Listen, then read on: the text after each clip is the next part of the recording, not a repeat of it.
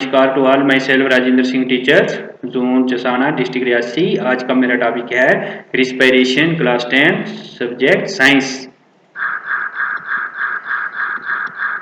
Respiration respiration क्या होता है? Break down of food material to release energy. तो पर्पज ऑफ रिस्पायरेशन क्या है? एनर्जी।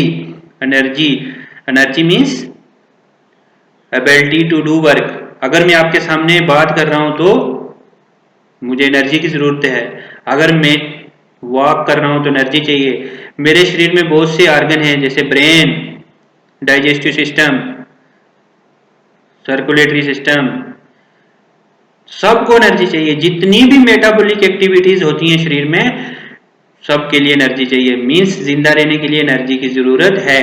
तो ये एनर्जी कहां से आती है? रिस्पायरेशन से। जितने भी लिविंग ऑर्गेनिज्म हैं वो सब रिस्पायरेशन करते हैं, क्योंकि जिंदा रहने के लिए एनर्जी चाहिए।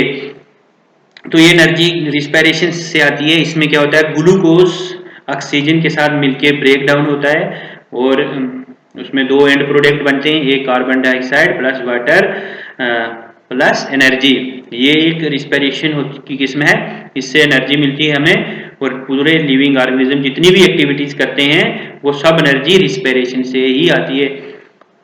इससे पहले हम डाइजेशन भी पढ़ चुके हैं। डाइजेशन में भी हमने पढ़ा था break down of food material. यहाँ पे भी पढ़ रहे हैं break down of food material. Respiration में भी पढ़ रहे हैं break down of food material, और डाइजेशन में भी हमने break down of food material पढ़ा था।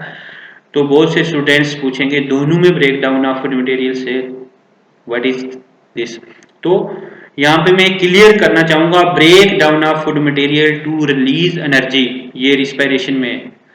तो डाइजेशन में क्या है? Break down of food material to observable form. Food material जो है डाइजेशन में ब्रेक डाउन इसलिए होता है ताकि वो एब्जॉर्बेबल बन सके। मींस के हमारा शरीर जो है उसको एब्जॉर्ब कर सके। जनरली स्मॉल इंटेस्टाइन में जो है न्यूट्रिएंट्स एब्जॉर्ब होते हैं, तो हर चीज को स्मॉल इंटेस्टाइन जो है एब्जॉर्ब नहीं कर सकती है। तो डाइजेशन से क्या होता है? फूड मटेरियल इस तरह से ब्रेक होता है ताकि हमारी स्मॉल इंटेस्टाइन उसको बड़ी आसानी से एब्जॉर्ब कर सके। ये हम पीछे पढ़ चुके हैं डाइजेशन में। तो फ्रेंड्स, वेरी बेसिक जो है कंसेप्ट जो है रिस्पायरेशन का, हम इसमें पढ़ने की कोशिश करेंगे। What is respiration, type of respiration. तो competitive exam point of view से और अंडरस्टैंडिंग पॉइंट ऑफ व्यू से, और जो हमारा सिलेबस है जेके बोर्ड प्लस सीबीएसई, उसमें किस तरह से क्वेश्चन आ सकते हैं उनको कीपिंग इन माइंड मैं अपना ये लेसन बना रहा हूं। तो रिस्पायरेशन की दो टाइप्स हैं, aerobic respiration and anaerobic respiration. Aerobic respiration जो है सेलुलर रिस्पायरेशन है, उसमें क्या होता है? Complete break down of food. पूरी तरह से फूड जो है ब्रेक डाउन हो जाता है, और अगर कंप्लीट होता है तो एनर्जी ज्यादा रिलीज होती है। ठीक है।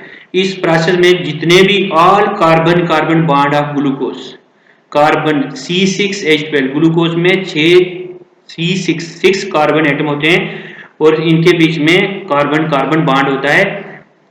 एरोबिक रिस्पायरेशन में क्या होता है? यही बॉन्ड जो है ब्रेक होते हैं। जब बॉन्ड ब्रेक होते हैं तो एनर्जी रिलीज होती है।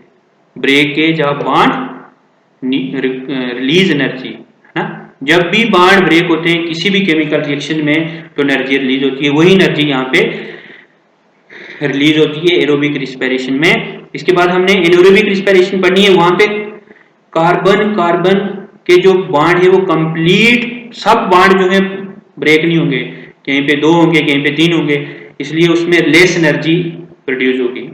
एनारोबिक रिस्पायरेशन की अगर मैं बात कर रहा हूं तो एरोबिक रिस्पायरेशन में अभी हमने पढ़ा कंप्लीट ब्रेक डाउन होता है। मींस के कार्बन कार्बन जितने भी बॉन्ड होते हैं सब ब्रेक हो जाते हैं और ज्यादा एनर्जी रिलीज होती है। Let's go for anaerobic respiration. Anaerobic respiration में क्या होता है? इनकम्प्लीट ब्रेकडाउन ऑक्सीजन की एब्सेंस में होती है। फ्रेंड्स, आपको पता ही होगा ऑक्सीजन जो है बर्निंग में हेल्प करती है, बर्निंग में हेल्प करती है। तो इसमें जो रिस्पायरेशन है ये भी स्लो बर्निंग होती है। हमारे शरीर का टेम्परेचर जो है हमेशा थोड़ा नॉन लिविंग ऑर्गेनिज्म से हाई होता है। क्यों होता है? क्योंकि हमारे शरीर में स्लो बर्निंग होती है, जिसको हम रिस्पायरेशन ही कहते हैं।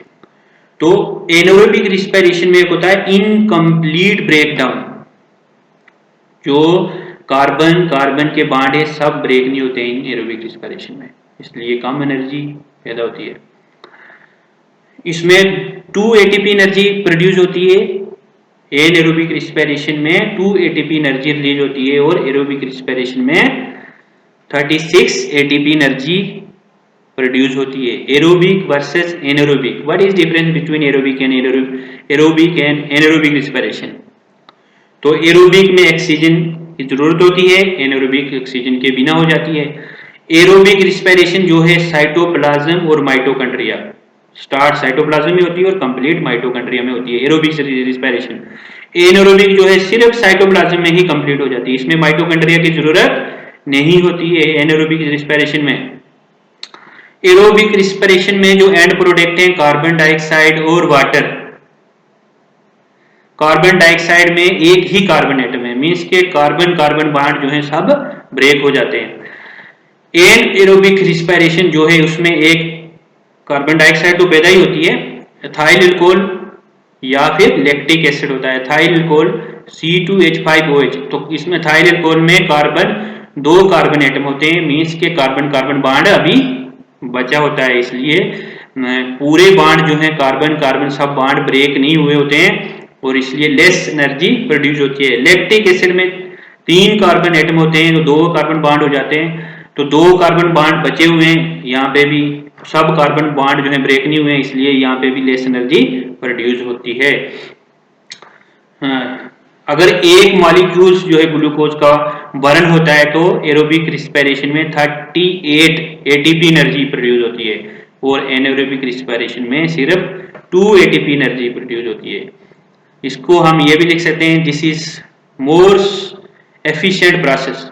एरोबिक रिस्पिरेशन जो है मोर एफिशिएंट प्रोसेस है, एनारोबिक रिस्पिरेशन जो है लेस एफिशिएंट प्रोसेस है। फ्रेंड्स, रिस्पिरेशन जो है 2 किस्म की है, हम पढ़ चुके हैं, मैं दोबारा इसलिए ये बताने जा रहा हूँ क्योंकि बेसिक कंसेप्ट जो है इसके क्लियर होना बहुत जरूरी है। बार बार ये एग्जाम्स में पूछे जाते हैं, कॉम्पिटिटिव एग्जाम्स हो चाहे बोर्ड ऑफ स्कूल एजुकेशन के एग्जाम्स हो। तो रिस्पिरेशन जो है प्रेजेंस ऑफ ऑक्सीजन और एब्सेंस ऑफ ऑक्सीजन में होती है। जो प्रेजेंस ऑफ ऑक्सीजन होती है उसको एरोबिक रिस्पिरेशन कहते हैं, जो एब्सेंस ऑफ ऑक्सीजन में होती है उसको एनारोबिक रिस्पिरेशन कहते हैं। एरोबिक रिस्पिरेशन जो है उसमें एंड प्रोडक्ट जो होता है कार्बन डाइऑक्साइड होता है और वाटर होता है, मींस के कार्बन डाइऑक्साइड में कार्बन कार्बन कोई बॉन्ड नहीं होता है, कार्बन कार्बन जितने भी बॉन्ड हैं वो ग्लूकोज में जितने भी थे वो यहाँ पे ब्रेक हो चुके हैं, इसलिए एरोबिक रिस्पिरेशन में ज्यादा एनर्जी प्रोड्यूस होती है, क्योंकि जब भी बॉन्ड ब्रेक होते हैं तो एनर्जी पैदा होती है। इसके बाद जो एनएरोबिक रिस्पिरेशन है वो 2 तरह से होती है, एक इन ईस्ट होती है, ईस्ट एक फंजाई है, और इन अवर मसल सेल्स, हमारे शरीर के जो मसल सेल्स हैं उनमें होती है। कब होती है, कैसे होती है, लेट अस सी। फर्स्ट हम देखते हैं ईस्ट।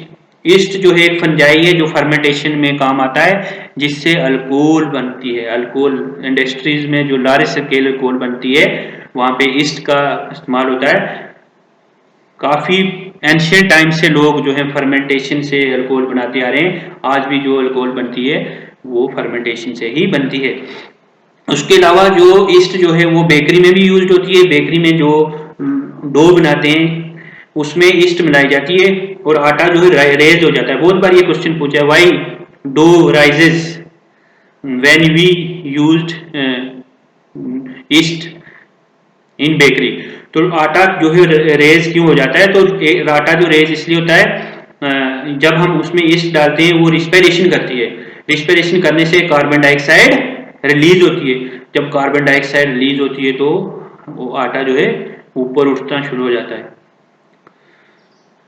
तो जो ईस्ट में होता है उसमें कार्बन डाइऑक्साइड रिलीज होती है, एथाइल अल्कोहल भी वहां पे रिलीज होता है। एथाइल अल्कोहल में कार्बन के 2 एटम होते हैं, C2H5OH एथाइल अल्कोहल का ये फार्मूला है। तो कार्बन कार्बन बॉन्ड यहाँ पे होता है, सब कार्बन बॉन्ड जो है ब्रेक नहीं हुए हैं, जबकि एरोबिक रिस्पिरेशन में सब कार्बन बॉन्ड ब्रेक हो चुके थे। इसी तरह लैक्टिक एसिड जो हमारे शरीर में मसल्स में होता है, ये कब होता है, जब हम बहुत दौड़ते हैं या बहुत हेवी एक्सरसाइज करते हैं तो उस वक्त हमें बहुत ज़्यादा एनर्जी की ज़रूरत होती है, बहुत ज़्यादा एनर्जी की ज़रूरत होती है। तो एनर्जी रिलीज करने के लिए हमें रिस्पायरेशन चाहिए। रिस्पायरेशन जो है ग्लूकोज और ऑक्सीजन की मदद से होती है। जब हम दौड़ते हैं तो बहुत जोर से हम सांस लेते हैं, तो उससे भी ज्यादा जब हमें एनर्जी चाहिए तो हमारे शरीर के जो कुछ सेल हैं, मसल सेल, वो क्या करते हैं, एनएरोबिक रिस्पिरेशन करते हैं, क्योंकि ऑक्सीजन इतनी मिल नहीं पाती है। लंग्स तो बहुत ऑक्सीजन दे रहा है लेकिन एनर्जी हमें बहुत ज्यादा चाहिए।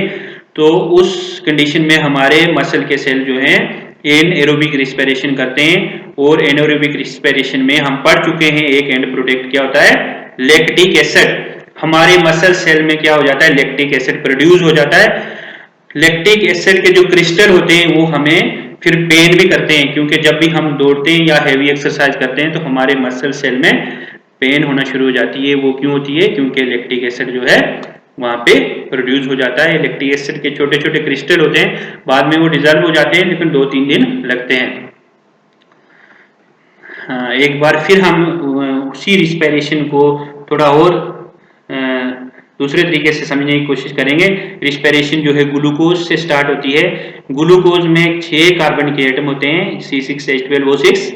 ये साइटोप्लाज्म में होता है रिएक्शन। ग्लूकोज जो है ब्रेक डाउन होता है किसमें, पायरूवेट में। पायरूवेट में 3 कार्बन मॉलिक्यूल्स होते हैं, 3 कार्बन का मॉलिक्यूल्स होता है पायरूवेट। अब पायरूवेट जो है 3 तरह से ब्रेक होता है, एक ईस्ट में, एक मसल सेल में और एक माइटोकॉन्ड्रिया में।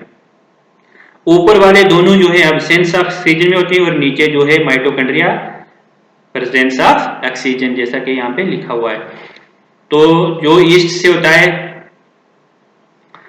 उससे क्या बनता है, इथेनॉल, जिसको हम एथाइल अल्कोहल भी कहते हैं। उसमें कार्बन डाइऑक्साइड और प्लस एनर्जी भी पैदा होती है। 2 इथेनॉल में 2 कार्बन कार्बन बाड होते हैं, मीन्स के कार्बन कार्बन सब बाड जो है ब्रेक नहीं हुए होते हैं, इसलिए यहाँ पे भी लेस एनर्जी प्रोड्यूस होती है। फिर जो है मसल सेल में जब हम हैवी एक्सरसाइज करते हैं तो वहाँ पे लैक्टिक एसिड पैदा होता है, जिससे हमारे मसल में पेन वगैरह भी होती है। यहाँ पे भी 3 कार्बन एटम प्रोड्यूस होता है, इसमें भी सब कार्बन के सब बाड जो है ब्रेक नहीं हुए हैं। इसी तरह हमारे जो माइटोकॉन्ड्रिया में रिस्पिरेशन होती है, मोस्ट एफिशिएंट प्रोसेस है ये। इसमें CO2 carbon dioxide plus water plus energy. यहाँ पे कार्बन डाइऑक्साइड है, मीन्स के कार्बन कार्बन कोई बांड नहीं है, मीन्स के कार्बन कार्बन सब बांड जो है ब्रेक हो चुके हैं, इसलिए बहुत ज्यादा एनर्जी जो है 38 ATP एनर्जी जो है इसमें प्रोड्यूस होती है, जो माइटोकॉन्ड्रिया में होती है। इसी को हम एरोबिक रिस्पिरेशन कहते हैं। ऊपर वाली दोनों एनएरोबिक रिस्पिरेशन है। फ्रेंड्स, ये जो है क्लोरोप्लास्ट और ये माइटोकॉन्ड्रिया है। क्लोरोप्लास्ट जो प्लांट सेल में होता है, माइटोकॉन्ड्रिया जो है ऑल सेल में होता है। क्लोरोप्लास्ट जो है वो ग्लूकोज और ऑक्सीजन प्रोड्यूस करता है, वो आप देख सकते हो। माइटोकॉन्ड्रिया जो है ग्लूकोज और ऑक्सीजन को यूज करता है, मीन्स के माइटोकॉन्ड्रिया में रिस्पिरेशन होती है, उससे क्या होता है, एनर्जी रिलीज होती है। क्लोरोप्लास्ट जो है कार्बन डाइऑक्साइड और वाटर को यूज करता है, मीन्स के ये फोटोसिंथेसिस करता है। इस तरह से जमीन पे कार्बन डाइऑक्साइड और ऑक्सीजन का साइकिल चलता रहता है। Friends, photosynthesis versus respiration. Photosynthesis हम पहले ही पढ़ चुके हैं। फोटोसिंथेसिस में क्या होता है कि ग्रीन प्लांट्स जो हैं रोशनी, सूरज की रोशनी की मदद से with help of sunlight in presence of sunlight with help of chlorophyll क्या करते हैं, अपना खाना बनाते हैं। रिस्पिरेशन से क्या होता है, एनर्जी रिलीज होती है। रिस्पिरेशन जो है हर लिविंग सेल में होती है, फोटोसिंथेसिस सिर्फ ग्रीन सेल में होती है, ग्रीन प्लांट्स में होती है। It takes place during day. Photosynthesis mean light में होती है तो दिन में होती है। It takes place throughout the life of organism. जब तक ऑर्गेनिज्म जो है जिंदा है इसमें रिस्पिरेशन होती है, और जिस दिन रिस्पिरेशन स्टॉप हो गई तो एनर्जी नहीं मिलेगी। तो एनर्जी नहीं मिली तो इट मीन्स के लिविंग जो है वो डेड हो चुका है। Energy is stored. फोटोसिंथेसिस में क्या होता है, एनर्जी जो है स्टोर होती है। सोलर एनर्जी जो सूरज की एनर्जी है उसको किसमें स्टोर किया जाता है, केमिकल एनर्जी में, मीन्स कार्बोहाइड्रेट की एनर्जी में, जो कार्बोहाइड्रेट में जो एनर्जी होती है वो केमिकल एनर्जी होती है, उसमें स्टोर किया जाता है। रिस्पिरेशन में क्या होता है, एनर्जी रिलीज होती है ना, ये हम पढ़ चुके हैं अच्छी तरह से। Hope you understand me. Food and oxygen are produced. Photosynthesis में क्या होता है, फूड और ऑक्सीजन प्रोड्यूस होते हैं। रिस्पायरेशन में क्या होता है, food and oxygen are used. Reverse process है भाई रिस्पायरेशन और फोटोसिंथेसिस। ये एनाबोलिक प्रोसेस है, ये केटाबोलिक। एनाबोलिक और केटाबोलिक क्या होते हैं स्टूडेंट्स, हमारे शरीर में जितने भी केमिकल रिएक्शंस होते हैं उनको मेटाबॉलिज्म बोला जाता है। जितने भी केमिकल जैसे डाइजेशन, रिस्पायरेशन और भी बहुत से हैं, सबको मेटाबॉलिज्म बोला जाता है। और मेटाबॉलिज्म को दो ग्रुप्स में डिवाइड किया गया है, एनाबॉलिज्म और केटाबॉलिज्म। फोटोसिंथेसिस जो है एनाबॉलिज्म है और ये रिस्पायरेशन जो केटाबॉलिज्म। एनाबॉलिज्म में क्या होता है, सिंपल कंपाउंड मिलके कॉम्प्लेक्स बनाते हैं, सिंपल टू कॉम्प्लेक्स। और केटाबॉलिज्म में क्या होता है, कॉम्प्लेक्स मॉलिक्यूल किसमें ब्रेक होते हैं, सिंपल में। तो रिस्पायरेशन केटाबॉलिज्म है और photosynthesis anabolism. Dry weight of organism increased. Photosynthesis से ड्राई वेट जो है बढ़ जाता है, रिस्पायरेशन से ड्राई वेट जो है डिक्रीज हो जाता है। उसके बाद enzymes are located in the chloroplast. Photosynthesis के एंजाइम जो है वो क्लोरोप्लास्ट में होते हैं, रिस्पायरेशन के एंजाइम जो है वो फ्रेंड्स कहाँ होते हैं, माइटोकॉन्ड्रिया में। इस तरह से आज का मेरा लेसन कंप्लीट होता है। रिस्पायरेशन अभी इसकी दो लेसन शायद मुझे और बनाने पड़ेंगे, क्योंकि अभी ह्यूमन रिस्पायरेटरी सिस्टम हमने पढ़ना है। उसके बाद types of respiration in different organisms थोड़ा सा बच रहा है। और फिर कुछ टेक्स्ट बुक क्वेश्चन, कुछ कॉम्पिटिटिव एग्जाम्स के क्वेश्चन हम लेंगे। तो आज के लिए इतना ही। Thank you. Please do share my YouTube channel and also subscribe to it. Thank you.